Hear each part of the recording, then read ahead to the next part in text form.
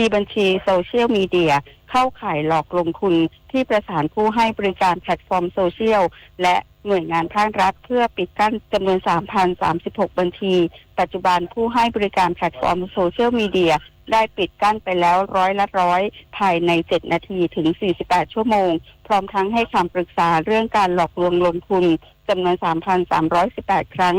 ย้ำว่าการปิดกั้นช่องทางการหลอกลวงลงทุนบนแพลตฟอร์มต่างๆต้องดำเนินการให้เร็วที่สุดเพื่อไม่ให้ประชาชนตกเป็นเหยื่อถูกชักชวนหลอกลงทุนอีกทั้งกลต.ยังร่วมมือกับหน่วยงานภาครัฐและเอกชนทั้งในและต่างประเทศป้องกันไม่ให้ประชาชนนักลงทุนและผู้ประกอบธุรกิจรวมถึงหน่วยงานในตลาดทุนถูกชักชวนหลอกลงทุนอย่างต่อเนื่องนพศรแก้วคำรายงาน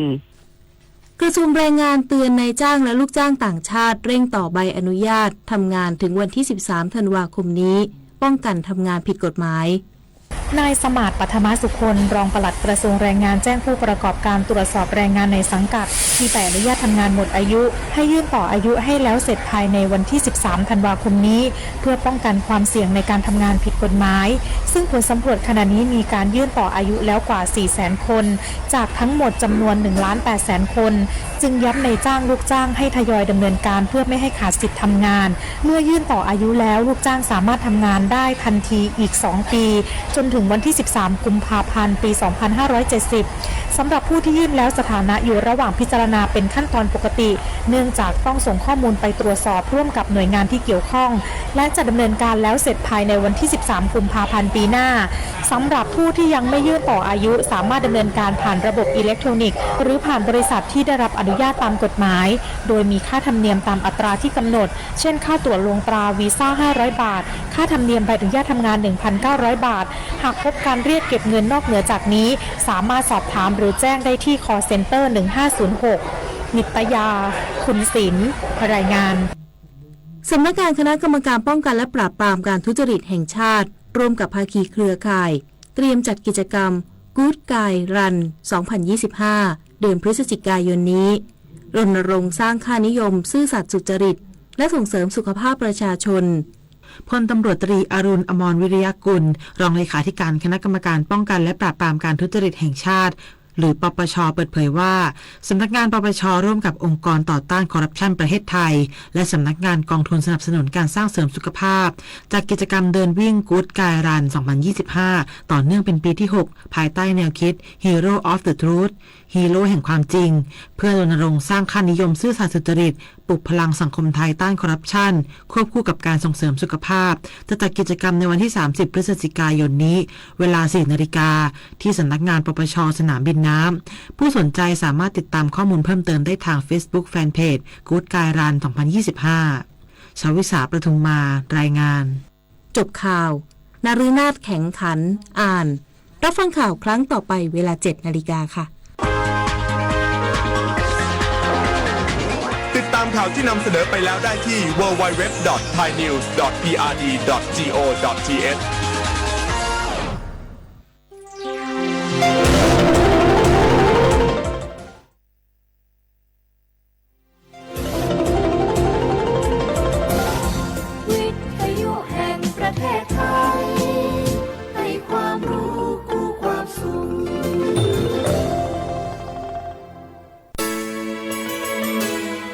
สถานีวิทยุกระจายเสียงแห่งประเทศไทยจังหวัดเชียงใหม่ AM 1476 กิโลเฮิรตซ์สถานีวิทยุภาคภาษาชาติพันธุ์แห่งเดียวในประเทศไทยที่มีความทันสมัยเชื่อถือได้สร้างอัตลักษณ์กลุ่มชาติพันธุ์สู่สากล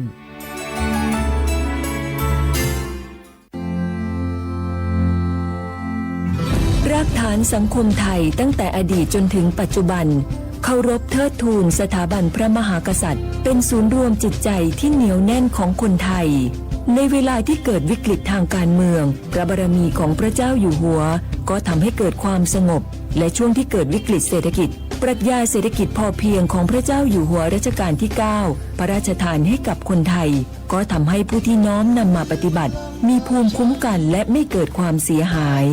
พระปฐมบรมราชโองการของพระเจ้าอยู่หัวรัชกาลที่ 10เราจะสืบสานรักษาและต่อยอดและครองแผ่นดินโดยธรรมเพื่อประโยชน์สุขแห่งอาณาราษฎรตลอดไป พระมหากษัตริย์ไทยทุกพระองค์ทรงห่วงใยราษฎร์เสมอสถาบันพระมหากษัตริย์ไทยศูนย์รวมใจไทยทั้งชาติ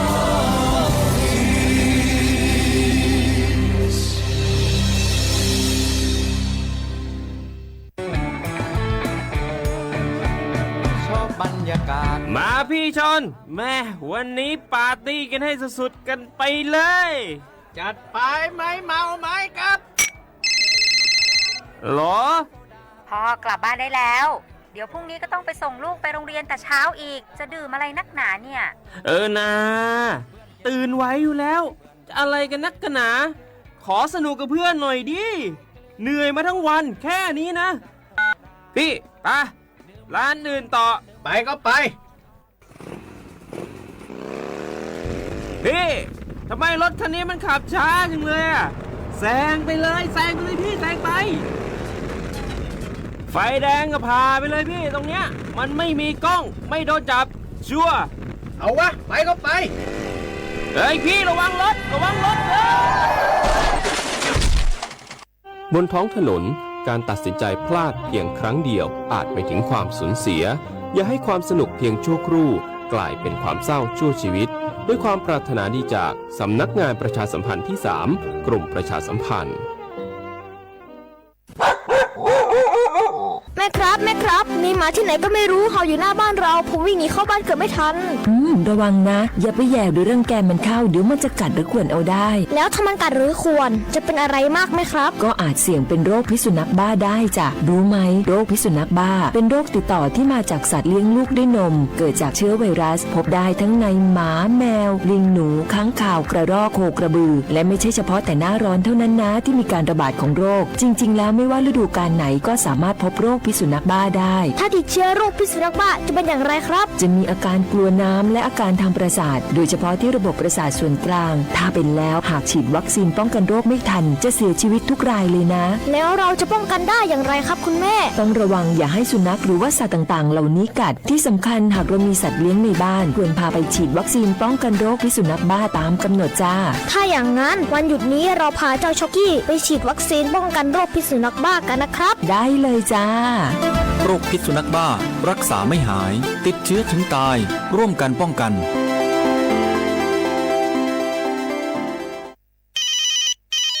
ฮัลโหลสวัสดีครับสวัสดีค่ะจากไหนครับคุณคือผู้โชคดีที่ได้รับเงินสด1 ล้านบาทแต่ต้องโอนค่าธรรมเนียมมาก่อน 5,000 บาทนะคะหลังจากนั้นทางเราจะทำการโอนเงินกลับไปให้ค่ะจริงเหรอครับ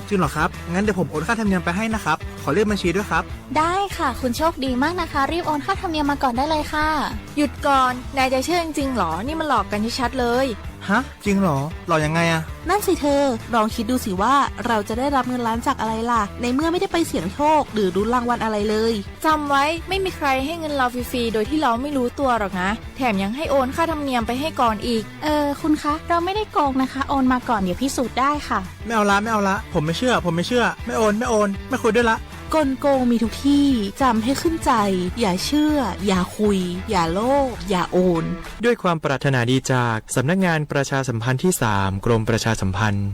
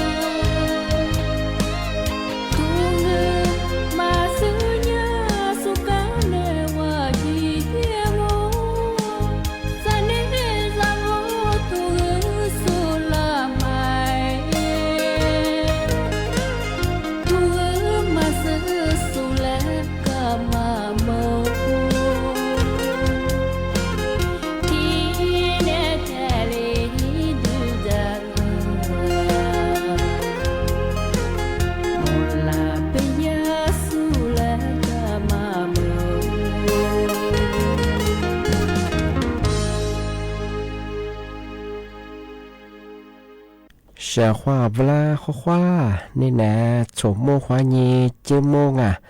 我李松我多次的话ไปแล้ว我李松我ประกาศกูงอปัญญาธาจิ้มหมายงานสถานีวิทยุกระจายเสียงแห่งประเทศไทยจังหวัดใช่ไหมว่าโดยจะอาทิตย์นี้ถ้าระบบไลฟ์สดคือจวงฟิสบุยเพจเบอร์สวทเชียงใหม่ AM 1476กิโลเฮิรตซ์โดยอย่างอาทิตย์ยาววิทยุมือจะมองว่าเฮยี่ระบบยา AM ยี่ครึ่งความถี่ของเฮติตูลี่ยาสิชื่อโฉคือกว่าจูยาดลางวิทยุเนี่ยอาทิตย์ยาวรายการลิซุงผมอยากเฮนั่นแน่โฉมุ่งความยี่จิ้มมือที่ขวาที่มูลนิธิยี่มุ่งความยี่สามโมงนาทียี่ความยี่นายยี่เสที่ยี่ในที่ต้องงานี่เมที่ยี่งอไม่ยาเอาลิซูอันบางไม่อยากเฮสิฮา你这黑你，你每天你把它按摩你，一口你都你中华口，我太บางมันอยากคือกู้หาสกู้ยังไงนี่มีถึงมาคือหนางวันยังไงวันศุกร์ที่19ไงเดือน4ช่วยงานเดือนกันยายนพศก็คือ2568ที่คมางงว่าเชื่อว่าถ้าวิทยุให้นาจะสู้ที่ทางไลฟ์สดตีสุดก็คือข้างงอาทิตย์นี้นี่เนี่ยคือนาราถึงมาปีใหม่สุจินช่างปีว่า我小话不我理说ที่10จังหวัดมาจะสูงจงมันอยากมาจามฟาตาอาทิตย์นี้ว่าติดตามข่าวสถานการณ์ยินดูข่าวทีนี้ก็ข้อตัวยิงช่วงเมื่อสัตยากรมป้องกันและบรรเทาสาธารณภัยปพยแจ้งเตือนฝรั่งมาจังหวัดจวงยุติมาจังหวัดอุทัยธานี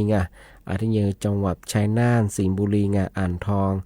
สุพรรณบุรีอาทิตย์พระนครศรีอยุธยาอาทิตย์ลพบุรีอาทิตย์จังหวัดปทุมธานีอาทิตย์นนทบุรีอาทิตย์จังหวัดสมุทรปราการจังหวะมันก็ไม่เคยแยกไปมาเคยคือที่เขื่อนเขื่อนนั้นเจ้าพระยามันคือขึ้นสูงขึ้นบีลาไปเฉยอาจจะไม่คือว่าก็พับบีลางงไม่พับบีเลยหรือว่ามันคืออาจจะมาคือที่น้ำท่วมมาคือที่เล็กเกน่าเป็นอย่างคือ10จังหวัดมาคือที่ก็เถอะแจ้งเตือนฝรั่งช่วงที่ยังมือสายเจ้าหน้าที่หน่วยงานที่เกี่ยวข้องอยู่สุบะคือมือสายคือที่จะเกิดตาไปสิ่งปีว่าที่เครื่องเจ้าพระยามาคืออาจจะพับบีเลยงงไม่อาจจะพับยอมมาคือยาที่ปัจจัยว่าที่พ้องที่ยึดจ่อกับไปสิ่งนี่คือยายึดจ่อมาคือคือนี่จะลิจุมุที่จะเกิดตาบุรุษที่ปัญญาวุฒิจังหวัดภาคกลางอันนี้คือจังหวัดกรุงเทพมหานครที่จังหวัดแบบที่ที่10จังหวัดมาจากสุบะมาคือจามฝาตามเงที่ติดตามข่าวสถานการณ์เรียงงานที่มันนาที่เขาตัวในตุยช่วงอาทิตย์นี้ที่มาเทเชไม่ได้ถึงมูลค่าปีใหม่ที่มุสายาที่กระทรวงสาธารณสุขนาทปูวกวชิสูอยากจะมาแจ้งเตือนว่าเธอเมื่อฮาลิเจทางมันยังอีกที่ทางมันยังคือนางวัดจัวบุรุษมาคือจามมาก็เดี๋ยวมากว่าชีมาก็เดี๋ยวมาดูแลสุขภาพเย่บางเมื่อฮาลิเจไปที่นางวัดจะมาคือยังคือคือเนี่ยเนื้อมาคือเมียไปสิ่งไงไปคือเอาชักว่ามาคือจามตาบางยี่วุฒิบางมันยังเหตุทุมานะไข้เลือดออกแต่มาคือไม่คือปีใหม่จังมุสาไข้เลือดออกหนึ่งสมยาคือว่าจันเดิมแบบจมูกแบบมาคือที่เนื้อมาคือมีบรอมุสาอาทิตย์แบบว่าเฮียงกันเลยก็จะว่าเมืองฮาลีนักอันยาหรืองอสืบเผือกกระจอกขวาแก้ขวาเลยกว่าที่อาจจะดามาคือมาอยู่แบบมุสากินไปยิ่งชุนเนี่ยแบบเหตุโทมาล้านี้ฟูเกินมาคือจับเปิดแล้วแบบว่าเฮียงกันเลยก็จะคือจะเป็นมีมางอีกมาคือจัวชิงมาคือชาลิลิถ้าจุเจอาทิตย์เนี่ยคือเอาสักว่าสบีตาคือมาจะเป็นคือมีแบบคือเหตุมีคือว่าชอบผัวแต่ความจ้าบุชิมเซอร์ที่เชื่อมาความกว้างมันคือจังไม่คือสมมติคือกับปากเมียที่เกิดจังว่า สมมติจะว่าเหตุมาขวดเลยจะเคยเลือกออกเกลียมาเฮงมีโอกาสตัวงานมาถึงมาจำมาบ่เฮเจนตัวฝรั่งที่ถึงมาโง่ไม่ยังเฮยาบ่เฮโรชีนูไงมันยังเฮแฮปเปอร์ซนะงาแฮปเปอร์ซนะบ่เฮมีอันนี้บ่เรียกว่าอาจจะจังบ่เฮน้ำตัวยังไงจะกูจะบ่เรียอาจจะอาจจะพักกวางโง่มันยังเธอโลชินูมังไงเธอหาผู้สื่อนามาผู้สื่อมาเธออาจจะขยี้วิญญาณสิไงที่บ้าหัวอาจจะพักกงโมันยังไงมาหัวชิเพลพาวุกูเดือดติดเชื้อที่ลีน่าบุรุษไงบ้าโรชินูมายังจัวเป็นไงมาลิซาเป็นไงมาจามโมบรังไงติดที่มังโง่มันยังไข้หวัดใหญ่ไงไข้หวัดใหญ่มันยังจะเนื้อแบบจุ่มแบบไงเนื้อมันมีอ่ะไงกูละคือที่ประกันสังคมอยู่สูงสักสกุลมาตางมาครับยิ่งใช้สิ่งชีวสิ่งที่ดีน่างที่ป้องกันไข้หวัดใหญ่ที่ปีว่ายี่เสียเลยเชื่อมันจะเป็นไงปีว่าประกันใช่เป็นยังไม่ให้ยาที่เธอเนี่ยคือว่าโฉเนี่ยบ้างที่เธอเนี่ยสื่อว่าสิ่งกำลังมาคือยิ่งสอบถามข้อมูลเพื่อตื่นช่างที่ถึงบางเป็นยาที่ว่าอาหารปีมังที่จะพี่มีจะคนยังเคยชิหัวที่มาเคยถึงมาตัวที่มหาลิจจะงมันยังจะดูไม่เคยจะมากูว่าวิธีตัวเขาปัจจัยไม่เคยยิ่งแก่มีเหตุจู่ความเชื่อของอาจจะยิ่งแก่กินไม่จะไม่เคยมหาลิจะไม่เคยเบียดมาเวลีดงมีบุรุษเดเบียดมาลับไปฟูก็ไม่งมาเคยเชื่อโลหะหนึ่งแล้วไปหัวจะปัจจัยไปหัวชิหัวมังมีโอกาสอาหารเป็นพิษกันแล้วไปถึงที่นี่คือว่าเพียวมีชาจะคือเพียวคือจุชาสืแต่ก็ถือว่าก็จะยิ่งเพียวพูดแต่ละงูมันยังเตรียมพันธุ์มาก็คือติดกันมันยังคือส่วนในสุดที่ยี่สังคิมิโซชิงพูดแต่จุมาชาสืไปคือสังคิมิว่าว่าจะแบบกูเดียวคือซัมซุงก็บางว่ามีมันจะก็ได้ไปคือเจ้าไปคือนาคือเกลือง่าจะแต่ก็ถือว่าคือชิหัวมังมันคืออาหารเป็นพิษบางมาคือสมุทรไปถึงที่นี่ที่ถึงมังเป็นยังว่าชิแพ้เลยแพ้ว่าขวากุญแจที่ผิวหนังคือยังคืออาบสีมาคือจัวไปถึงจะว่าบิดดีขัวสิทำมาขัวแต่จัวไปคืออีเป็นนาจัวมางอไปคือว่าจะว่ากุยไปคืองอเชลล์นี่ไปคือผิวคืออาบสีหน้างอขวากุญแจมังที่ไม่คือติดเชื้อรายังมาคือยังคือมีไปถึงมาหาลิซาบังไปคือมาคือยังคือจามแล้วมาละวันยังงที่บ้านงมันยังเชื่อว่าที่ยาบ้านมาคือยังคืองัวนานยังคืองัวจริงมาคือยังคือจามเชื่อว่ามาหาลิซาบังคือนาคือมีอะไรจริงที่ยังคือมาคือสามแบบมุกกันแบบแต่คิดว่าเลือกคือจุดสุดคือมุกกันไปชื่อใต้บอกก็ใต้ใต้บอกความมาหาลิบังคือความกว้างลุยสุดคือสายถึงมาคือแต่คิดว่าร่างงานหลุดคนได้เวลาก็เยอะก็คือสาวว่ามากกว่าก็คือมากกว่าไปฉีกก็คือมาทำทัวร์จะเหมือนนางจะมาทัวร์มาพันเลยก็คือแต่ก็เราก็คือชิ้นเนี่ยมาครับก็จะมาแต่ตัวหูดุนดาวก็จะคือก็ดูก็มีนัดสุดก็คือจะมาจู่จะเนี่ยมีจะว่าคุยตัวว่างมาคือสุขภาพคือมาคักแรงมาฮันลิจะไปหามาดูแลสุขภาพยี่บ้างไม่เคยที่เจนตัวฝรั่งที่แบบงมันยังส่งงานปีว่าที่ไข้เลือดออกงมันยังไงยากาวมันยังคือกูดูกูมีคนนี้คือไงแต่ก็เราไม่เคยยี่ตุ่นไงกว่าชินมาไงอินปัลลุมาคือดูหลังที่ยังกูดูหัวชัวคือชัวที่ยังคือเสียใจคือจำมีไงเบื่ออาหารยังไงที่ยังคือกูดูกูมีคือชามันโจชาโจไงที่ยังคือเสียคือยี่มาเปลี่ยนไงจะคือยี่รสชาคือมันว่างที่ยังคือวุ้มเหมือวุ้นนางที่บ้านเขาอยากการที่ชดจงเป็นยังคือแบบนาจ้าใครว่าอย่างงั้นมาซื้องอใครเลือกออกงั้นมาซื้อไงใครเลือกออกเจไปเจใครว่าอยากจะไปคืออยากการยังจะขึ้นมาเสร็จแล้วเขาบ้างที่ยังช่วยเขาใช่ไงที่โควิดจริงที่บ้านเขาพี่ว่ามาที่ปัจจุบันไงวันนี้สัญญาณตามมาใครบ้างคือมีคุยอย่างนี้คือกับกูนี่กับตัวยี่ช่องไงจะพี่ว่าอะไรที่จะมาเป็นลิบเขาไม่ใช่ที่ความชาคือเนี่ยค่าเฉลี่ยของงานแต่มาถึงงานก็จะมุ่งไปที่ผู้สูงอายุไงที่ยังว่ามีกลุ่มเสี่ยงไง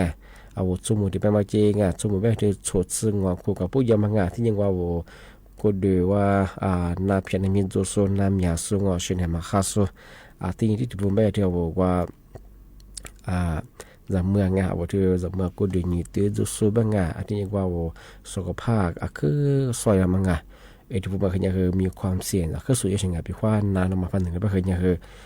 คือเนี่ยอยากการขนาดบางงานมันคือช่วยเฉยงานบางงานมันก็ดูเลยมันก็เดี๋ยวมาที่เลย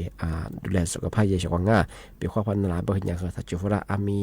คู่ใหญ่ยิ่งกับกูยิ่งกับตัวยิ่งละใส่ว่าเฉยงานทำไมถึงมาปีมาสุดจุดช่างงานที่เป็นยังไงเมื่อสามมันกว่าที่ว่ากันนางงานถ้ามันกว่านั่นนักการจะบอกว่าที่ว่าจุดว่างานเอาไว้เฉพาะถ้าวิธียกให้นาจาสู้งานที่ทางไลฟ์สวัสดีสุดก็คือ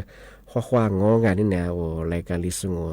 ดูกูเบทาจิ้มหมายงานสถานีวิทยุงานกระจาย4ย่านแห่งประเทศไทยจังหวัดเชียงใหม่วันดังว่าคำมันกว่าตัวคนเล่นนาชาวงา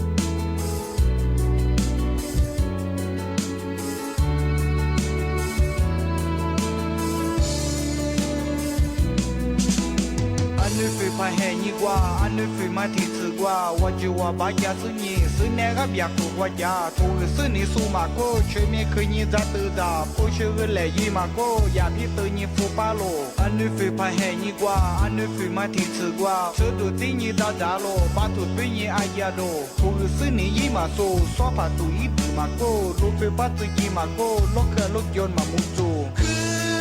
开始不怕是米奈图是你说法过也没完不被干米奈不是日来也马过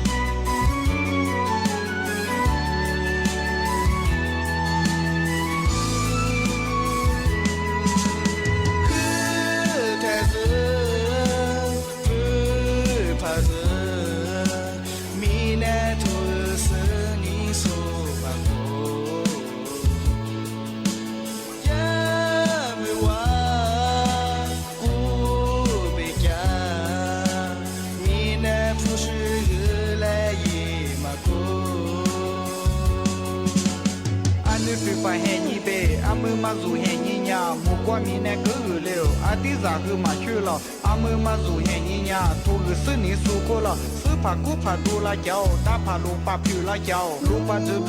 du phá từ ra sư sư ní yu sư ra lô gửi lẹ phú sư phú qua lô mà tí ra phú ra wa liều mà cụ ai gia đu wa liều sư ní dư tay cả cô lọ mi tay sơ mà mu ba lọ ní mi dư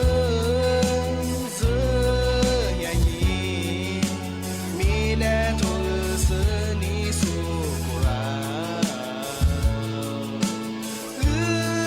lệ ye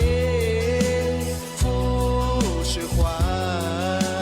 dư sư nhà nhi qua mà zo li su sư ní thu a cứ số dư sư nhà nhi zo ga la ngoa đi nè mà zo li su vô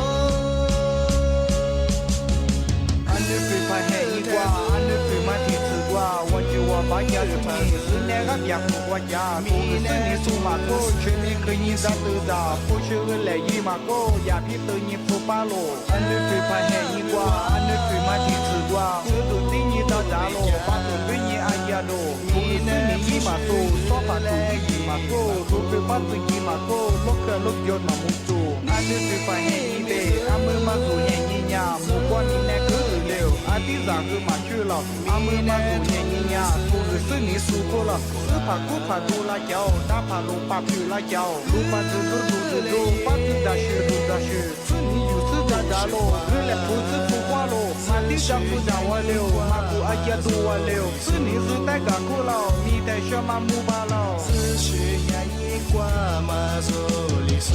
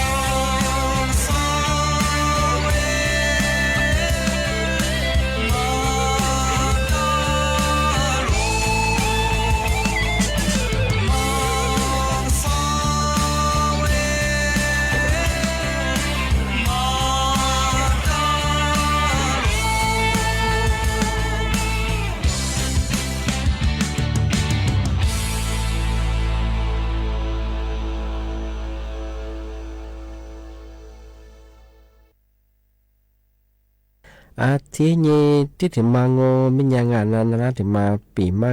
ซื้อจีนชั่วโมงมาอามาสาสำนักงานกรมอุตุนิยมวิทยางานที่มือตะปูว่ากุญิโซแต่ยิโซยาทะเลจันเตยฝลางามามีฮิโลฮินจังกัวตัมปัวงา你这体验花年你这3年啊过下可能话一个你都话呀出自黑工啊这呀กรมอุตุนิยมบ้านเมืองบ้านเฮงอ่ะเอาประชาชนอ่ะเอาเทประชาชนทางบริเวณภาคเหนือจะสงบเป็นยังไงมาคือซาโมฟาตาบุรงาเดี๋ยวเขามาคือมหาเรียนมาเนี่ยละเหตุประสิทธิ์ของเนี่ยเรียนบุรงาที่แบงค์มันยังมือหาคือพอเรียนยังคือมีโอกาสอาจจะจำมางอนว่าจอบอกว่านี่สัสเยอะแล้วก็คือดินสลายมาแล้วก็เชื่อกว่าอย่ามาคือติลิเกน่าเป็นไงเอาที่ใช้จ่ายส่วนไม่คือมาคือซาโมฟาตาบุรงาที่เนี่ยครับว่ายึดข่าวยึดดูของไงติดตามสถานการณ์คือที่เดียวมันนานที่เดียวก็ขอตัวนี้ไม่ใช่ของงานทำไมอยากให้ถึงมาเจนเตอร์ฝรั่งนี่จะที่นี่ว่านี่จะสายงานเราที่ส่งพันเหนือบางเมื่อหาเรียบบางมาคืออะไรเหตุสุประสิทธิ์งาที่นี่ที่ถึงมาโง่มันยังอามุสาวผู้ว่าจังหวัดเชียงใหม่ที่เรียบแบงเอาเจ้าหน้าที่หรือผู้มางานว่าที่ตันดาวสุดได้ยิบชามายิบเดือมาสัญชาเดือมาตรงอะไรสิ่งที่เรื่องผู้บ่าวขวาจามาที่ไทยเย่บุรงผู้บ่าวชิมงอตัวที่มือยิมือสามมือบางมาไทยเย่ไปชิงมาพายงปัญญาพาซุมเลงปัญญาดันตามกฎหมายที่เรียกที่ยังยาที่เรียสอบสวนยาบุรงมาขยาเจ้าหน้าที่รัฐบาลที่ปัญญาที่ชาวบ้านเธอมาสัญชาชาอิบาเดซัวลิชิยบะที่ยาเจ้าหน้าที่ผู้บ่าวที่ตะบัวควาจามาที่ชื่อพอจงปัญญามิติลีใจช่างบุรงจะมาขยาผู้ว่าที่ประกาศพลังที่มาผู้ว่าจังหวัดเชียงใหม่อาจจะเป็นเรื่องสัญชาติเดือมาตันดาวซุยบ่าวมีความเดือมาโถดิชิชาว่าผู้บ่าวกูจามาผู้บ่าวควาจามาทันจูเจบุรงทำไมเราผู้ว่าที่เรียแบบฝรั่งที่เป็นยังมากูเลยพามัวงเป็นยังเอาสารมากโถแจ้งที่เรียยี่เชียงงชงงานมาผู้ว่าที่เรียประกาศฝรั่งเอาเจ้าหน้าที่เอาวิชาสุดเป็นยังอาชีพยังโปร่งใสเย่บุรงผู้บ่าวควาจามาทันจูจิแบงที่แบงมันยังนี่ในคณะปีมาที่เรียนจวงชงงานอาจารย์ถึงหมดแล้วหนีโมควานีสามโมว่าถึงความโมแลความงานนี่แนวรายการลิสุงปากกากุปทาจิ้มหมายงานสถานีวิทยุงานกระจาย4อย่างแห่งประเทศไทยจังหวัดจะมาดูอย่างงานในสุโมควานีจิโมที่โมแล้วยังเคยหนีโมควานีสามโมที่ตัวอย่างอันนี้อาจารย์ถึงหมดแล้วหนีโมควานีสามโมถึงความโมแลความงานนี่ในทัศน์ซาดินหลังที่งงว่าเฉพาะด้านคือบุมงานข้อว่าสวัสดีครับ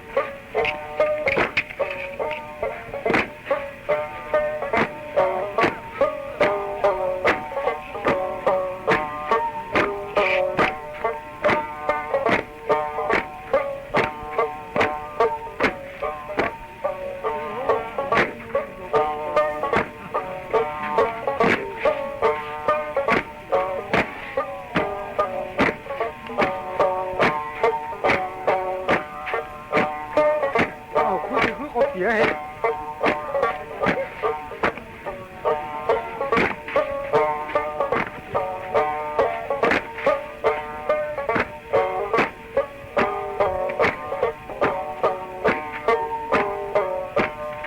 这个。